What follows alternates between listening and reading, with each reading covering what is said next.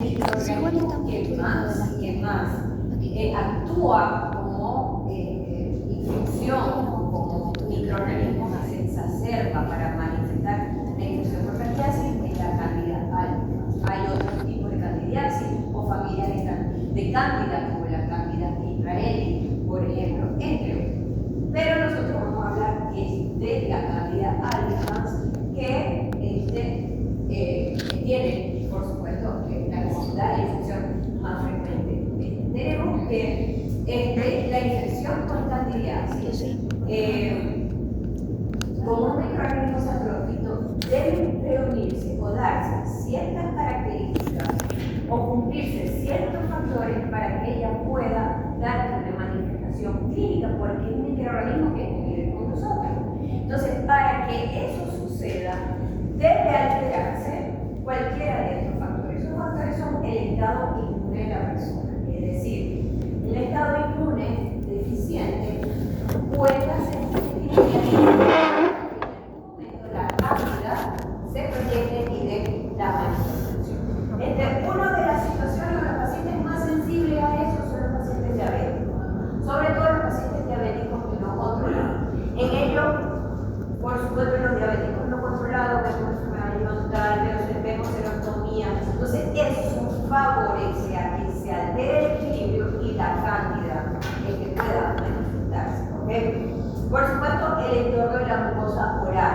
La mucosa oral, como una condición favorable, no necesariamente eso va a hacer que se manifieste la candidiasis, sino debe haber un desequilibrio en esa mucosa para que ese microorganismo se proyecte y produzca la infección. Situación de la cavidad oral o entorno de la mucosa oral, un paciente con una deficiencia en su higiene oral, un paciente portador de prótesis que no tenga una buena higiene oral, un paciente que siempre esté utilizando la prótesis y no se la quite, ¿verdad? Un paciente con serostomía, y a veces serostomía, que es la disminución de la secreción salival o diferentes situaciones, por ejemplo, un paciente que tiene obstrucción de la glándula salival, o la serostomía por medicamento, o la serostomía porque el paciente está siendo sometido a radioterapia o a quimioterapia, o un paciente que tiene un síndrome que se llama el síndrome de Sjögren, que se lo manifestó la doctora Ligey, que va para anosclerosis. Eso ya pasó en la cialoadenitis no infecciosa, ¿se acuerdan?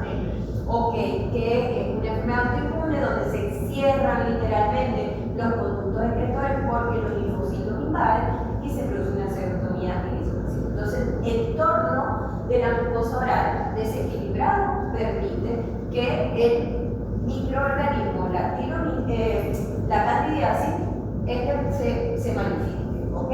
Y por supuesto, debe estar presente la cándida.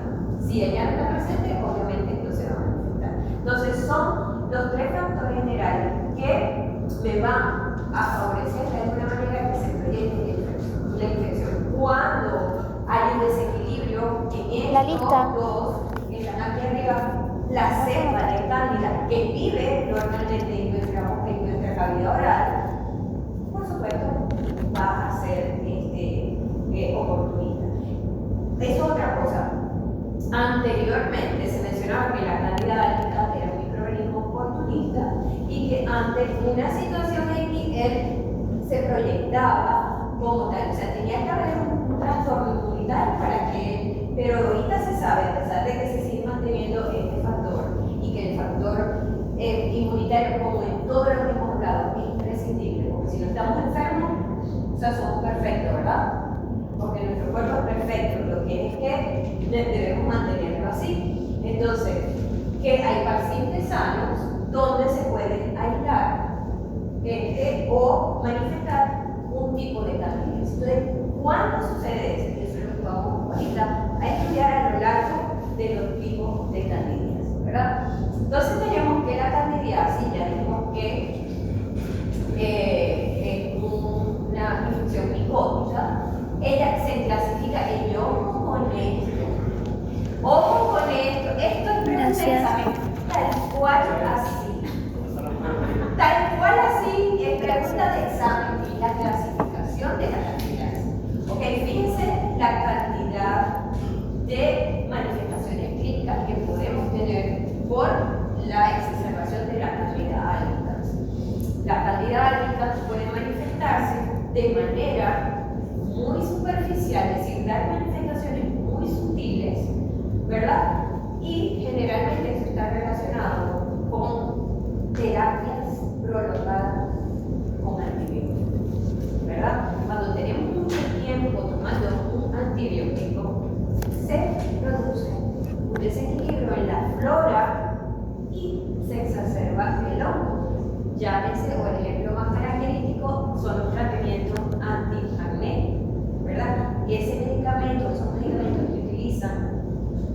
literalmente barren con la mucosa, con la flora bacteriana. Y por supuesto, si hay menos bacterias y hay más moco, va a manifestarse. Gracias. Entonces, esos pacientes que tienen tratamiento, ¿verdad? Para el acné, donde su piel se reseca, se producen erosiones, o sea, en la cavidad oral y en la vagina o en la área genitourinaria se manifiestan infecciones por hongo. Entonces, hay manifestaciones orales y manifestaciones a nivel de los genitales por la infección por candida, ¿verdad? Y hay situaciones donde la candidiasis puede ser muy severa, donde hay invasión sistémica, es decir, en otros órganos, y eso generalmente está relacionado con la inmunosupresión. ¿Okay? Entonces, hay manifestaciones muy superficiales que están relacionadas directamente con un factor local como es los antibióticos por amplio efecto por mucho tiempo. Y la manifestación muy severa, que es cuando hay una inmunosupresión, entonces la diseminación de cándida es sistémica, entonces es mucho más grave. En la cavidad oral, vamos a ver diferentes tipos de manifestaciones clínicas de la candidiasis. Fíjense todo, la candidiasis pseudomembranosa, la candidiasis eritematosa, ya dentro de la eritematosa tenemos todos estos tipos de candidiasis. La candidiasis hiperplásica crónica, que ya la vimos en leucoplasia y la vimos en carcinoma de células escamosas, la candidiasis mucocutánea y la candidiasis asociada a síndrome de Duchenne. Pregunta de examen, chiquitos. ¿Ok? Da igual le puedo preguntar nombre 3, nombre 4, nombre todas. ¿Ok? No, apareamiento es dar un caso clínico y poner el título, ¿verdad?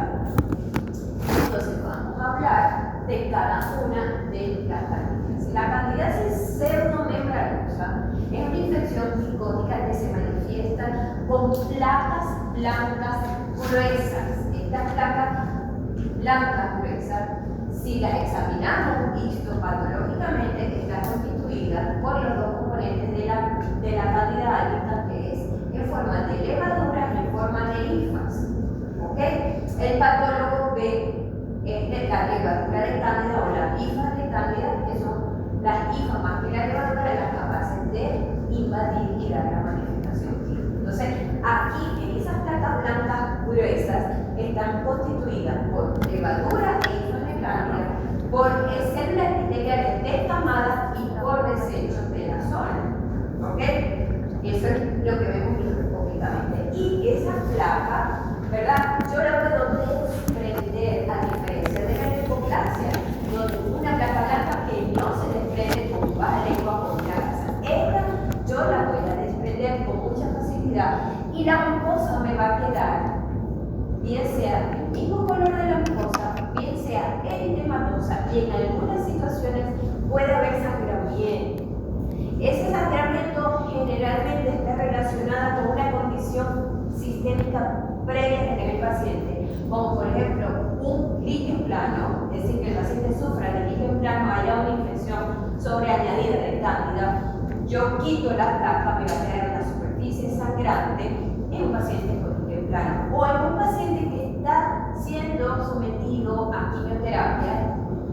Entonces, todas las defensas de su cuerpo están por el piso, entonces se puede dar ese sangramiento, pero puede tener tres colores cuando yo quito la placa del mismo color de la mucosa.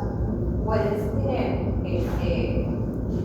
eritematoso o sangrante cuando hay una condición sistémica, ¿verdad? Tenemos que la etiología generalmente de la candidiasis pseudomembranosa es por el uso prolongado de antibióticos de amplio efecto, es decir, que el paciente por un tratamiento prolongado con antibióticos de amplio efecto que dura meses, ¿verdad? Esos tratamientos de acné, imagínense que mínimo son 6 meses, mínimo. Entonces imagínense ustedes 6 meses tomando un antibiótico. Entonces, por supuesto, una de las manifestaciones es la candidiasis pseudomembranosa. ¿Ok?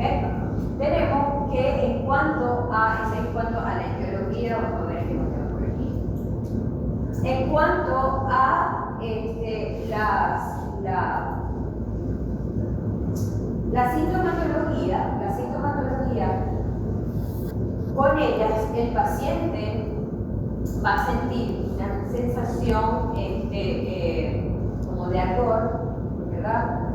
No es tan intensa para lo grave que se ve la placa, ¿no? Pero puede tener cierta sintomatología, ardor en la zona, y esa manifestación de la placa blanca con la zona eritematosa que ustedes ven. ¿Dónde se va a ver la localización de esa placa blanca? Por supuesto, en cualquier zona de la cavidad oral puede ser, pero más prevalente en la mucosa yugal, en la lengua y en el paladar. Aquí tenemos dos ejemplos de la lengua, un ejemplo de la mucosa yugal, y también la podemos ver en el paladar. ¿Y puede ser asintomática o siempre Eso varía de un paciente a otro, pero tiene la tendencia a tener cierta sintomatología, no tan grave, un dolor, pero sí una sensación de ardor en la zona. ¿Ok? Sí, claro, el primer caliente, algo picante. ¿Okay?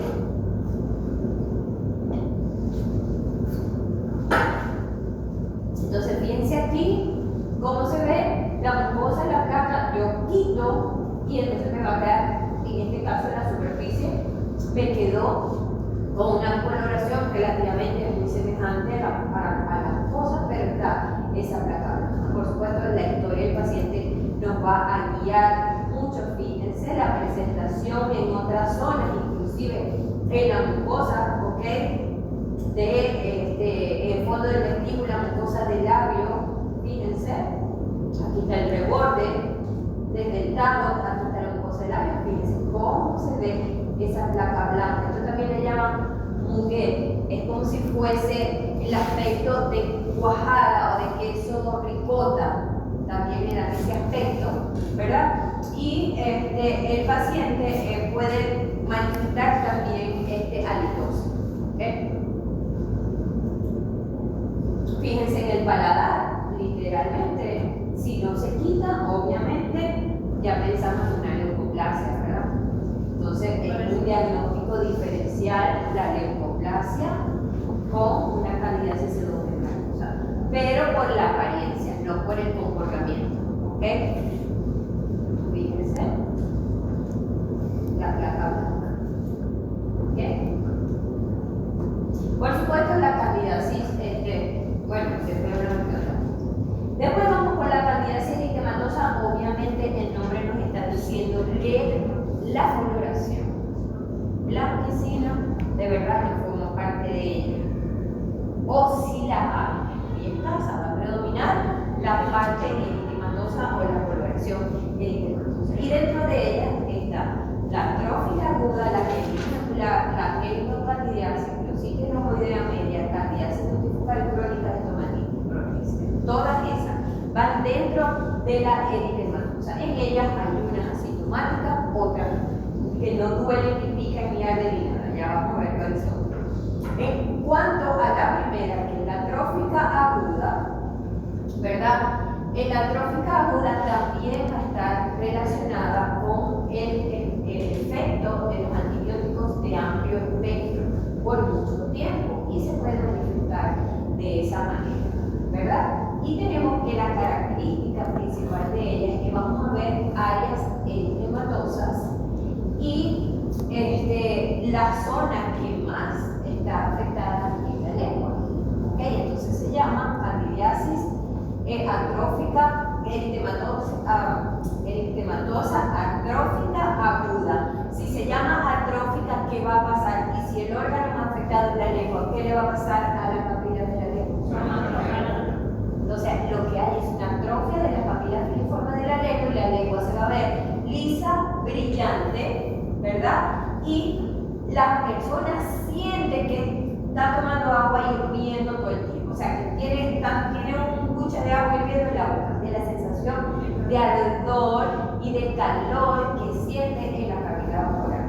Hay un síndrome, que es el síndrome del ardor bucal, que se da mucho en las mujeres cuando entra en la etapa o sea, tiene una sensación de ardor constante. La diferencia es que en la lengua es normal, las papilas son normales, no hay zona eritematosa, pero le arde la boca. ¿Ok? Y es el diagnóstico diferencial con la atrófica aguda. Esta es sintomática, esa sensación de ardor relacionada con el antibiótico de amplio espectro y se manifiesta generalmente en la lengua por atrofia de la papila de la lengua. Se ve eritematosa, se ve lisa, se ve brillante y tiene esa sensación de ardor y de dolor. Fíjense cómo se ve áreas totalmente despapiladas por atrofia de las papilas filiformes y fíjense acá, totalmente atrófica la cara dorsal de la lengua. ¿Okay? Miren, fíjense que de todo lo que hemos hablado, ¿no? Realmente se puede presentar la cantidad, sí, en cualquier edad, depende de la causa, depende de la historia del paciente, porque generalmente si hablamos por antibióticos de amplio espectro, y doy el ejemplo del acné, eso generalmente comienza en la pubertad, ¿verdad? Pero a veces son infecciones crónicas que sufren niños y que deben ser tomar antibióticos también puede surgir, ¿por qué no? ¿Ok? Y también en la tercera edad. A la tercera edad, a medida que aumentamos en edad, somos más propensos también de manifestar la candidíasis, la vamos a ver cuando es más frecuente en los niños, ¿verdad? La candidiasis atrófica aguda es lo mismo a lo que hemos venido hablando, ¿verdad? Sí, aquí está, pero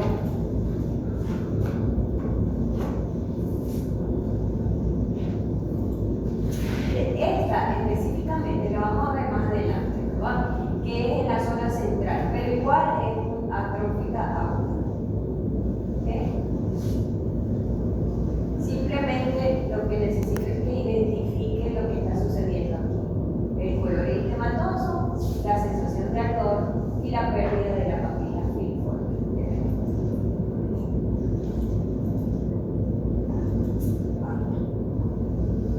Ok, el otro es la quelitis angular. La quelitis angular es un tipo de candidiasis que me afecta a los ángulos de la boca, es decir, las comisuras labiales, a ese nivel. ¿Qué va a pasar ahí? La zona se puede ver inicialmente eritematosa, luego pueden aparecer fisuras o escoriaciones, es decir, se descama la zona allí. ¿Okay?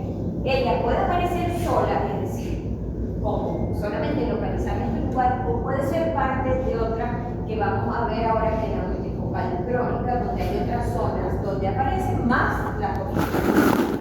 Entonces, tenemos que esta situación clínica, este tipo de candidiasis que me afecta a la comisura y se observa de esa manera, los signos son, como les dije, zona eritematosa, fisura, escoriación a nivel de la comisura. Los síntomas, ardor, dolor o prurito en la zona, ¿verdad? Y limitaciones en la apertura y cierre de la boca, ¿okay? Porque eso aparece y cuando él abre la boca se le hace una fisura, se le rompe y el paciente va a tener también halitosis y una densidad del flujo salival muy espesa. La saliva va a estar muy espesa y va a haber halitosis en este tipo de pacientes. ¿Okay?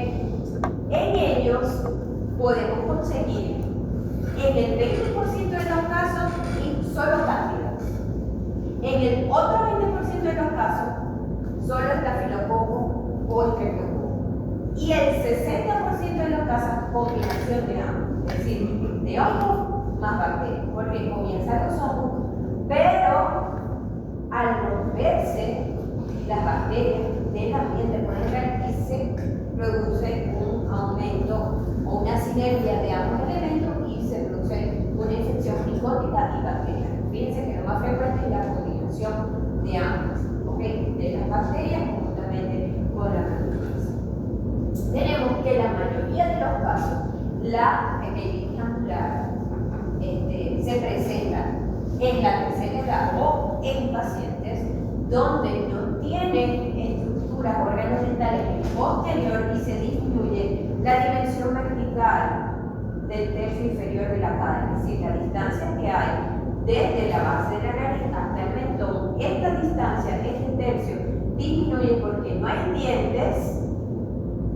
Al bajar esa dimensión vertical se proyectan o se marcan las fisuras o se hace como un pliegue a nivel de la comisura, y el hecho de estar bien pegaditos aquí o que se haga una arruga a ese nivel hace que la saliva se mantenga constantemente en la zona constantemente esté húmeda y caliente, y eso es un factor para que la candidiasis crezca, porque ella crece en áreas húmedas y calientes, ¿ok? O tiene mayor probabilidad de crecer en esas áreas, en esas zonas o en ese contexto de la mucosa. Entonces, uno de los factores o de los pacientes donde se ve más frecuente en este tipo de pacientes, pero también se ven pacientes que, por ejemplo, son discapacitados, que no tienen la capacidad de tener una buena higiene oral, que los pacientes con trastorno o desarrollo inmaduro del sistema nervioso central, es decir, los pacientes con retardo mental, que todo el tiempo están con la boca abierta, salivando, no tienen buena higiene, mantener esa zona todo el tiempo húmeda conlleva a eso. Y el paciente, por supuesto, sometido a radioterapia, quimioterapia, donde hay serostomía, y bueno, es una zona muy propensa a que se dé esto por este tipo de situación. También van a notar, les dije, ¿verdad? Hay densidad del fluido cerebral muy espesa y hay halitos. Por supuesto, le arde, le duele, cada vez que abre la boca se le forma la costrica, y eso cuando abre la boca se rompe. Entonces hay que tener mucho cuidado. Fíjense, en pacientes sin órganos dentales, muchísimo más propenso, lo que les digo, se disminuye la dimensión vertical, y estas áreas fisuradas o estas artigas conllevan a que se acumule la saliva allí y se vaya, fíjense cómo va esto, una zona eritematosa descamada, y se producen fisuras, grietas, y luego, por supuesto, la costra, y así va. Es un proceso lento que se va generando el paciente para que cure, es muy difícil. ¿Okay? Seguimos con los casos, aquí son eritematosa, obviamente. Aquí hay otras características a nivel de los labios, ¿no? Tanto los labios secos. Y existe una condición que se llama queirocandidiasis, cuando hay una extensión de la cándida en la periferia de la boca. En toda la periferia de la boca hay contaminación de la piel de la boca, alrededor de la boca o del correvellón de los labios, toda la periferia se extiende. ¿Ok? Y va a pasar lo mismo, ¿verdad?, que con la rinitis macular, es decir, eso le va a generar sensación de ardor o de picazón en la zona, los labios se van a poner eritematosos, inflamados, se agrietan, fíjense, se agrietan y se pierde contorno. Fíjense cómo literalmente se está perdiendo el contorno del correvellón del labio, y esto se ve muy frecuentemente, ¿verdad?, en niños, en los niñitos que todo el tiempo tienen el chupón pegado a la boca, o sea, que todo el tiempo tienen la boca húmeda, duermen con el chupón, todo el día con el chupón. Esa humedad favorece a que pueda desarrollarse una queirocandidiasis.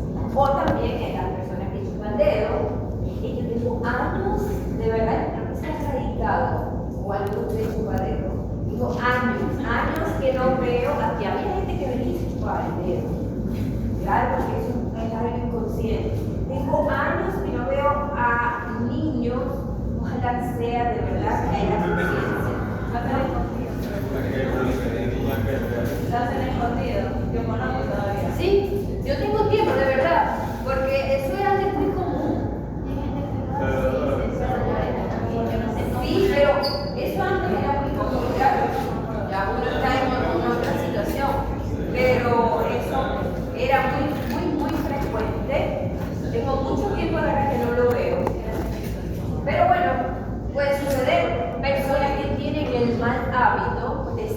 pasándose los labios o humedeciéndose los labios con la lengua, esa humedad constante puede favorecer o puede llevar a una queilocandidez. ¿Ok? A una queilocandidez. Entonces, la sensación de la que hemos venido hablando, la atrófica aguda de la lengua, es sintomática, ¿verdad? Porque da sensación de ardor. El tequilitis angular da esa sensación de ardor, de dolor o de frío. La queilocandidez también da ese tipo de sensación. Y ahora vamos a ver otras que no son dolorosas, no son asintomáticas. Tenemos la glositis romboidea media o la atrofia papilar central. La glositis romboidea media es un tipo de candidiasis eritematosa que se va a manifestar tal cual que ustedes están viendo ahí. En la cara dorsal de la lengua, la porción central y posterior de la cara dorsal de la lengua. Se manifiesta como una lesión simétrica que parece un rombo. Un rombo es esta forma, ¿ok? Forma de rombo en el centro. Y lo que está sucediendo aquí es una atrofia de las papilas filiformes de la lengua. Y la superficie que vamos a ver es una superficie eritematosa que puede ser lisa o ligeramente rugosa. ¿Okay? Generalmente eso no molesta ni le pasa nada al paciente, es totalmente asintomática. ¿Okay? Y tiene siempre esa localización. ¿Okay? También puede estar relacionada con el uso prolongado de antibióticos y manifestarse de esa manera. ¿Okay? Pero eso no molesta, no arde, lo importante es eso. Siempre en la porción central y posterior de la cara dorsal de la lengua, una forma bien definida, en forma de rombo, con una superficie lisa o ligeramente corrugada, pero hay atrofia de esa papilas. ¿Okay? Fíjense, siempre afectando la porción central de la lengua. Atrofia papilar central o glositis romboidea media. Existe una variante también eritematosa que es la candidiasis multifocal crónica. Fíjense el nombre, multifocal crónica, es decir, que aparece al mismo tiempo en varias zonas, multifocal. Y las zonas que generalmente aparecen son la glositis romboidea media, es decir, en la lengua, y en el paladar es como una lesión de calcado, es decir, como si la lengua calcó la lesión en el paladar, es decir, por la proximidad de cerrar la boca al tener la máxima cuando tenemos la boca cerrada, se me fue el nombre. Ajá, la máxima interspiración, o sea, que estamos en reposo, ustedes lo tenemos y estamos tocando la lengua o el paladar, ¿verdad? Háganlo para que vean.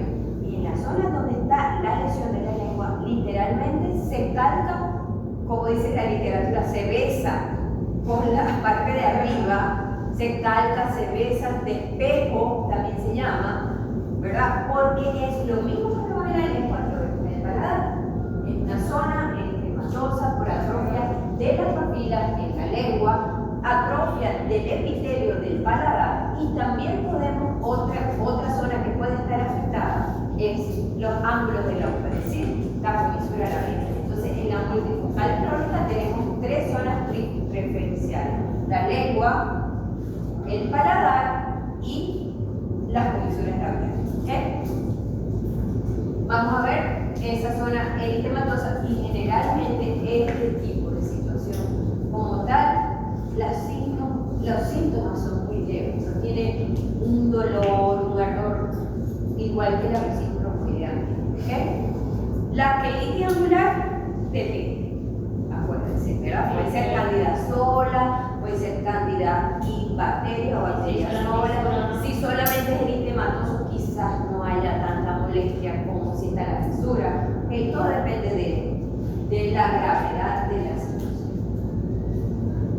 Después tenemos la estomatitis protésica, obviamente, que es la candidiasis atrófica crónica. Aquella es multifocal crónica, esta es atrófica crónica y que generalmente vamos a ver la mucosa que coincide con las bases de la prótesis removible.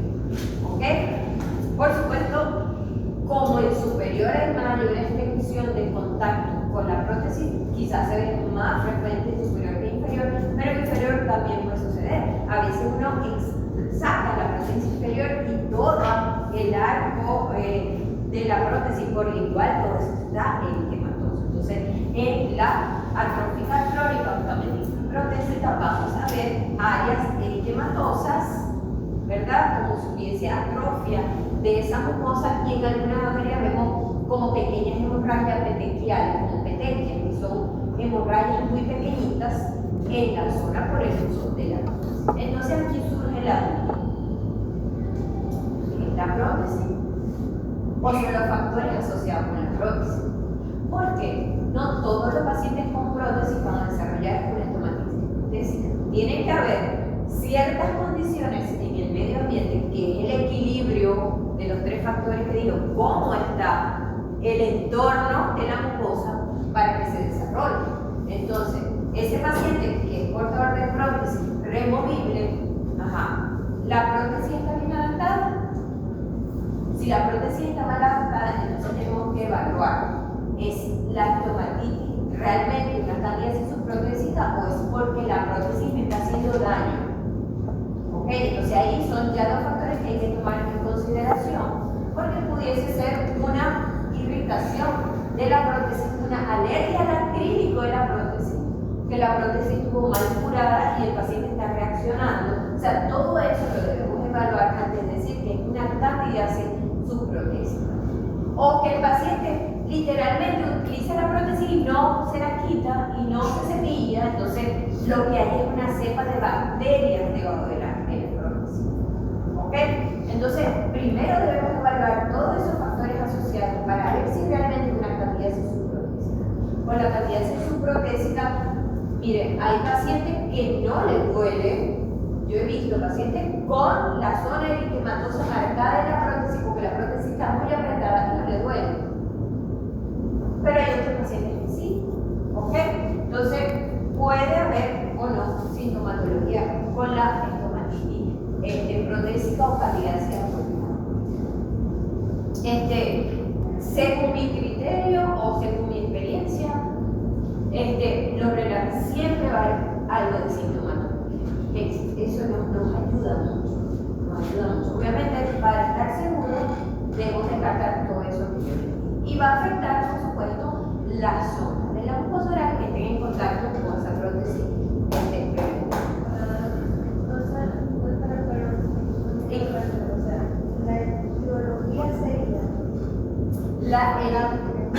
Los factores asociados a la prótesis.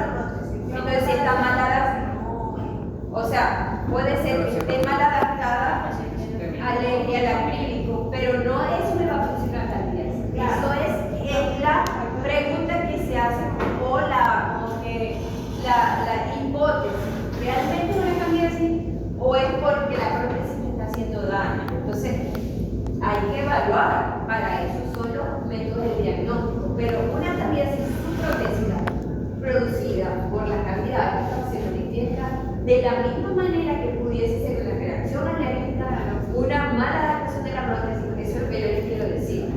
O sea, que dan la misma apariencia, pero no es por cándida. En este caso, si está presente la cándida, es una candidiasis subprotésica. ¿Cómo se lo digo? Mi amor, ya vamos a hablar. Ya vamos a hablar de eso. Yo escuché que eso también es porque agarra la plancha y lo tengo. Se la ponen así. Sin lavarla, alergia. Entonces, hay tantas cosas que están en el medio ambiente que el paciente somete su prótesis. Fíjate una cosa, hubo un momento, lo que pasa es que, claro, te va a meter la prótesis en el cloro, o sea, en el vaso, medio vaso de cloro puro, la prótesis. Hay más. Claro, ahorita hay muchos elementos y antes se recomendaba 3 gotitas de cloro en un vasito de agua, de hipoclorito. Pero los pacientes, o sea, 3 gotitas, ahí meten. No, ¿por porque es algo químico, una sustancia irritante. Entonces, claro, eso va haciendo cada vez más porosa la prótesis, las desgasta, las parece, y eso queda allí. Entonces, eso es lo que quiero. Pero fíjense el uso de la prótesis y fíjense cómo puede evolucionar o se puede dar una estomatitis protésica y obviamente si tú le das antimicótico y se resuelve, obviamente no es estomatitis protésica, pero previamente tenemos que hacer como un diagnóstico, ¿ok? ¿Tienes una palabra? Sí, aquí tiene, esto debe ser un torus, o también puede ser una respuesta de la mucosa. Claro, yo no tocaba al paciente, yo estoy hablando de como si fuese así como, o sea, bueno, que es raro verlo, pero aquí fíjense, parece más bien como formándose un torus, ¿no? Pero bueno, eso no lo podemos decir así. Aquí tenemos otro tipo, fíjense con la prótesis total, con la prótesis en el superior y vemos las áreas totalmente eritematosas por atrofia de la mucosa a ese nivel, ¿verdad? Te disculpa. Ay, que te decía. ¿Casi le sacas? No. Pero. No.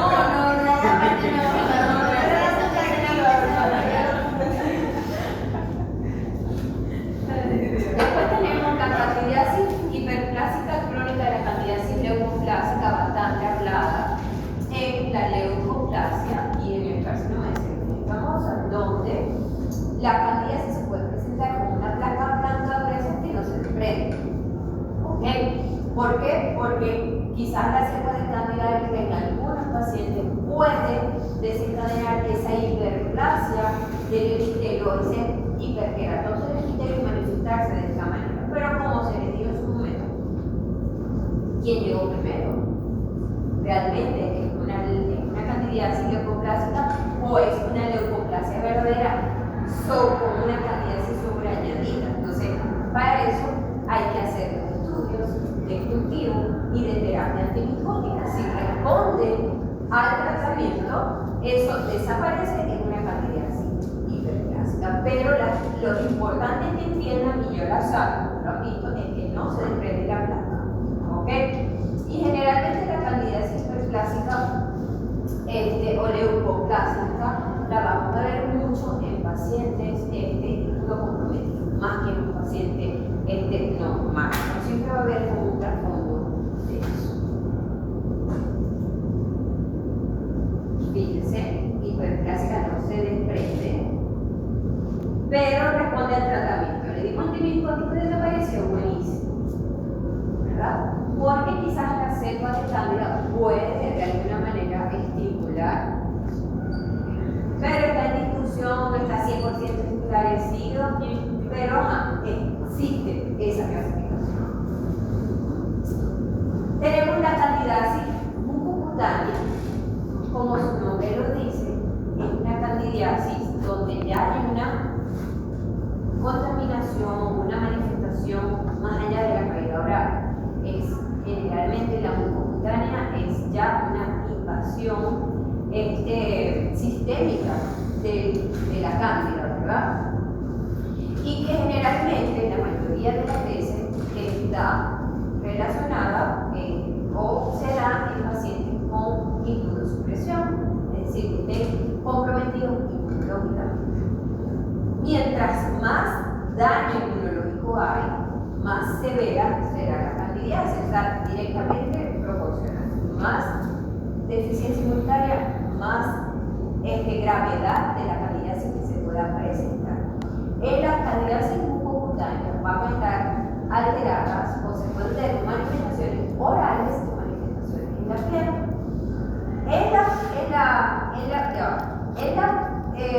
Las manifestaciones que se pueden dar generalmente comienzan desde niños, ¿verdad? Porque puede ser un sistema inmune subdesarrollado en pacientes inmunocomprometidos, ¿verdad? Y comienzan las manifestaciones candidiasis primero que las inmunodeficiencias. O sea, primero se da la infección por cándida a repetición, que puede ser en la cavidad oral,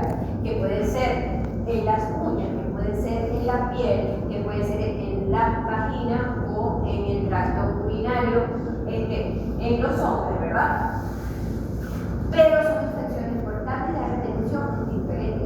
Cuando aparecen en la cavidad oral, aparecen placas blancas, ¿verdad?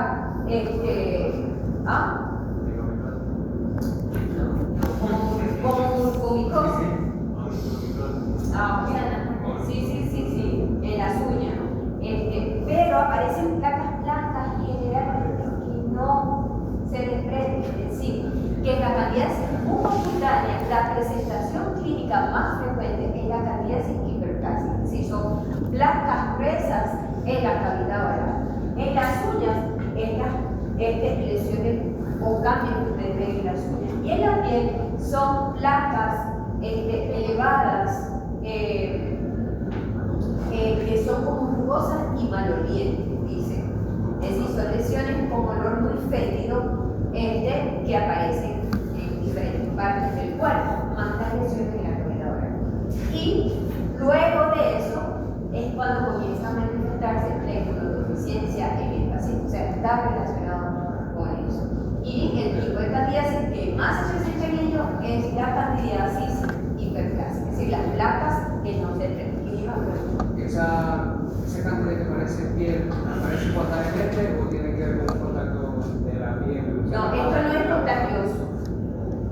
La candidiasis no es contagiosa.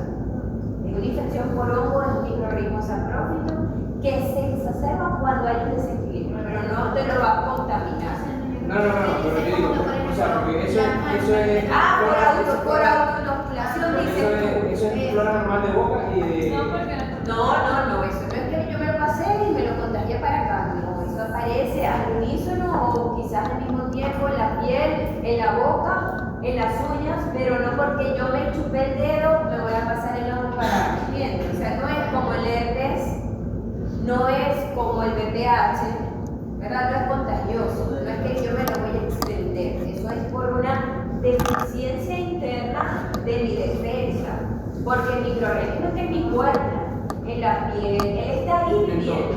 Cuando hay un desequilibrio, él aprovecha. Y el desequilibrio inmunitario es sistémico en todo el cuerpo, entonces se va a manifestar en diferentes zonas, pero por esa inmunodeficiencia, no porque yo me lo autoinoculé. Esa era la pregunta. No, o sea, si la persona ya tiene el sistema inmune, tiene deficiencia inmunológica, digo yo que como tiene todo el sistema inmune mal, se puede autoinocular. Eso es lo que yo creo. No, o sea, no es contagioso. No es flora normal de la piel ni de las manos. O sea, eso está en No, en la piel también está. En la piel también está. Esa prófita también de la piel, de mucosa oral, de piel, del aparato. Todo el aparato del tracto gastrointestinal, que comienza en la boca y termina por allá abajo, ¿no? Bueno, todo eso va a estar afectado. Y la piel también puede estar en la piel. Entonces, cuando hay un desequilibrio, ella se exacerba.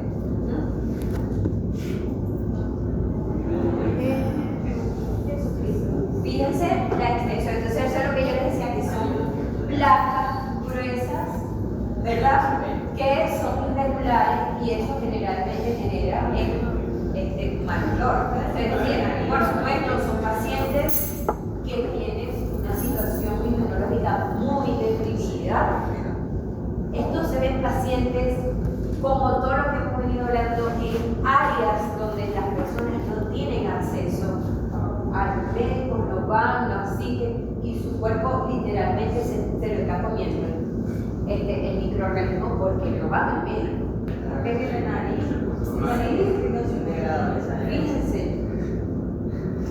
aquí. No, se proyectó todo por la lesión, fíjense en el cuero cabelludo, ¿ok?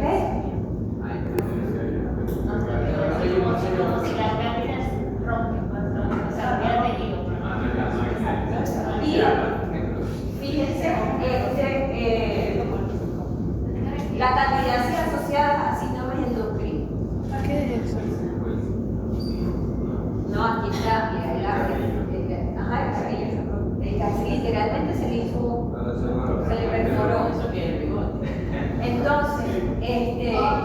la candidiasis asociada a síndromes endocrinos, ¿verdad?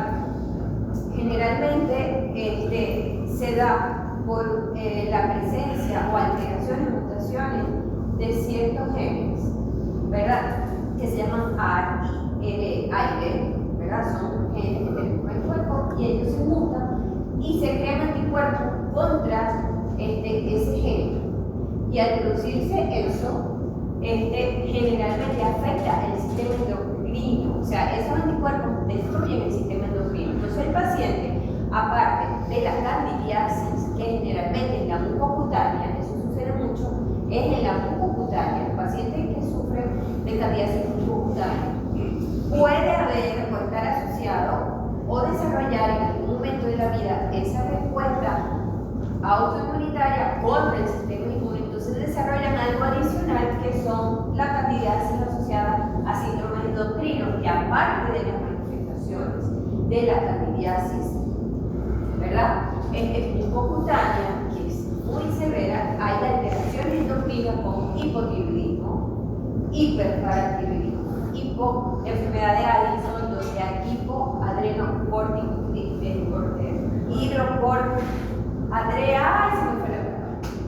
de la adrenocorticotropa, hay deficiencia de la hormona adrenocorticotropa. Entonces, hipotiroidismo, hiperpara, disminución de esa hormona.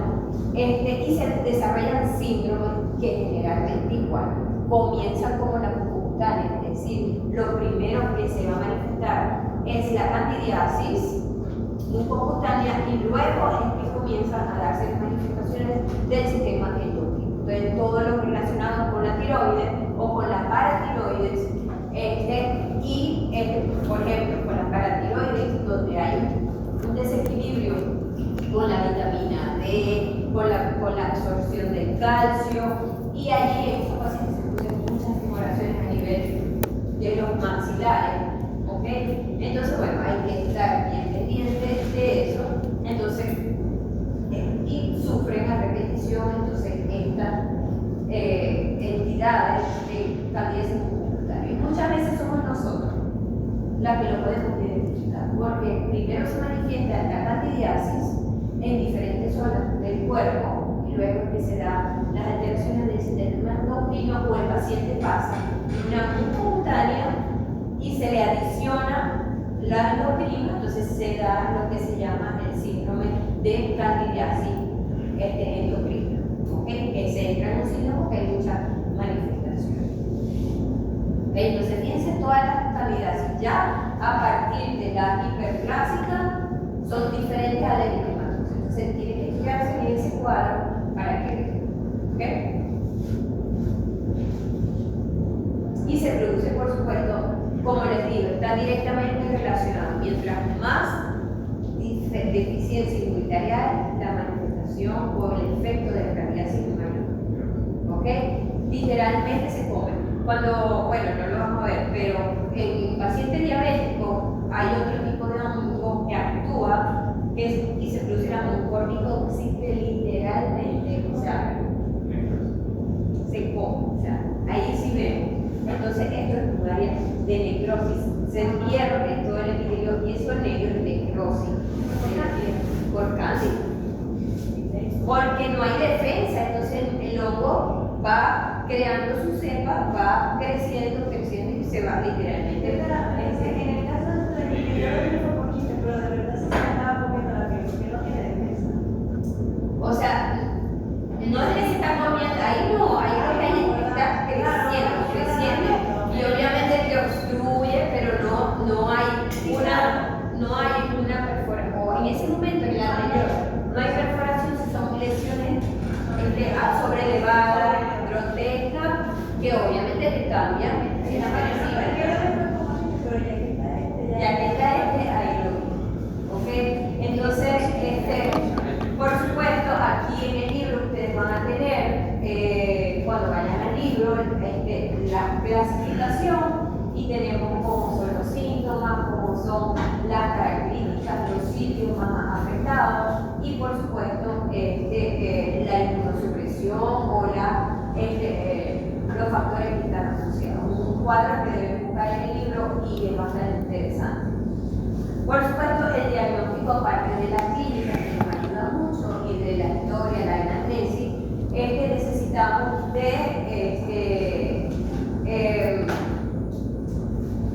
cultivos, pero el cultivo, por supuesto, hay que utilizar, tomar la muestra, llevar al laboratorio, se colocan en un porta, ¿cómo se llama? Un tubo de ensayo donde con una preparación y a los 3-6 días se van creando las cepas de cándida. Yo no sé si hicieron ustedes eso en el laboratorio de microbiología, eso lo hacíamos antes en el lagar, y aparece. Pero también podemos hacerlo literalmente en el consultorio con una citología. Simplemente raspamos un balón, lo tendemos, se colorea y ahí vamos a ver las hifas de cándida. Entonces, por ejemplo, en una candidiasis subprotésica, que no sabemos si por la prótesis, por la bacteria, si por la o en la leucoplásica, hacemos que lo ideal sería de una vez, inclusive antes del tratamiento, en la consulta. Se hace la biopsia, pero antes de biopsiar podemos hacer La citología es raspar y vemos, porque con una citología se vienen células aisladas y si hay cándida, vamos a ver las hifas de cándida, lo vamos a ver. Entonces lo ideal sería hacer una citología. Obviamente que eso es un proceso que lleva un tiempo, mínimo 8 días, que lo coloreen y luego lo ve el patólogo, ¿ok? Si no, por supuesto, vamos a hacer la biopsia, ¿verdad? Y determinaremos entonces también a través de la biopsia si hay levadura, hay una cándida. Entonces tenemos que por ejemplo, el tratamiento, por supuesto, son antibióticos, ¿verdad? Hay agentes poliéricos que son un tipo de antibiótico que afecta o ataca directamente esta cepa de candida albicans. La fosfericina B, ya eso no se está comercializando en los Estados Unidos, o sea que ya por lo tanto ya vamos a trabajar con la fosfericina B.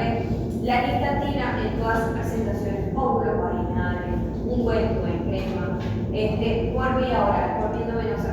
Con la nistatina, ella tiene mala absorción gastrointestinal, ¿verdad? Y para que la cepa pueda verse afectada por el antimicótico, tiene que darse muchas veces al día, de 4 a 6 veces al día, por 10 días mínimo.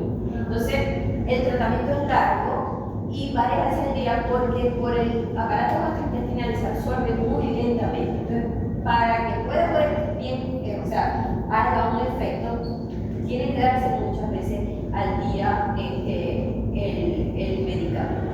¿Ok?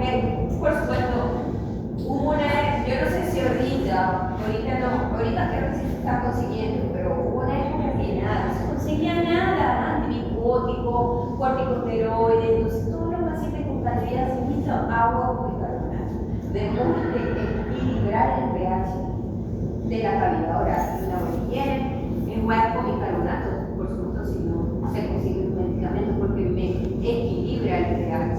Y si uso prótesis, una buena higiene de la prótesis, quitarme la prótesis, lavarla, asearla, o sea, disminuir todos esos factores y eso queda de nuestra parte, orientar al paciente para que eso disminuya. ¿Ok? Entonces ya sabemos que está relacionado con todos estos factores y educar al paciente. Miren, los óvulos vaginales los utilizamos bastante en la cavidad oral, con el mismo tipo de mucosa. Entonces, la gente, eso sabe muy mal, pero en la solución se coloca el óvulo en la boca. La terapia son técnicas. Se coloca el óvulo debajo de la lengua y se deja que eso se vaya desintegrando y se va pasando en la lengua un poquito hasta que más pueda mantener esa cantidad de saliva que se va a generar. Luego se bota y se sigue el óvulo hasta que desaparezca por completo. O sea, eso es un procesito largo, ¿no? Pero después de eso no puede tomar agua, o sea, después de eso, se acuesta y ya no puede tomar agua ni nada, por lo menos esperar varias horas con la boca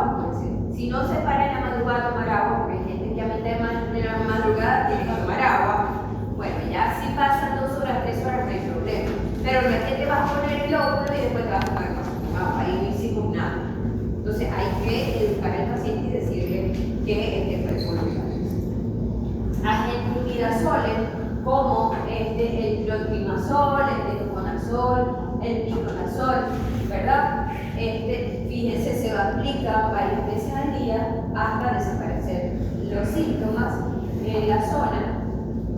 Y fíjense que las terapias, dependiendo, duran bastante. El ketoconazol, por ejemplo, de los imidazoles, ellos sí se absorben por vía gastrointestinal fácilmente, pero el ambiente tiene que estar ácido, es decir, no es que te vas a tomar un protector gástrico o un antiácido para llevarte, porque no se absorbe. Pero necesita que el ambiente esté ácido para el absorberse. Y cuando la terapia por mucho tiempo, por muchos días, puede tener o dar un toque hepático. Entonces hay que tener mucho cuidado con el tratamiento con ello. Entonces a veces cuando la terapia es muy larga no es la primera elección, porque puede contener un toque hepático. Y también, como todos los medicamentos, interacciones medicamentosas. Es decir, con anticoagulantes, con antipiréticos, con anticonvulsivantes, o sea, producir reacciones cruzadas y producir cambios en el paciente como arritmia o problemas cardíacos por la interacción de los medicamentos. O sea, hay que tener mucho cuidado, ¿no?